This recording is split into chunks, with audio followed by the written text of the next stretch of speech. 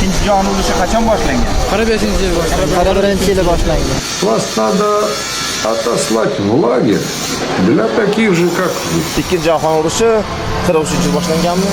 Yo'q, ma'lumotimiz yo'q. 1441-yil boshlanib, 1445-yil tugagan. 45da ish qilib tugaganda. Stalin kimligini bilasiz? Ha, bilaman. Boshlovchi bo'lganda.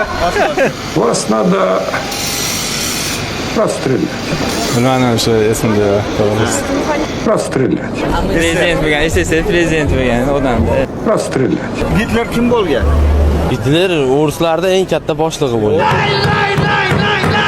Gitler endi podshoh bo'lganda katta. Hayır, SSR Boshqa SSRning podshosi bo'lgan. Приведите их сюда ко мне! Я повешу их голыми вверх ногами на Эйфелевой башне! Haqiqat yo'q bu dunyoda. Yo'q, haqiqat yo'q. Izlamang, qidirmang.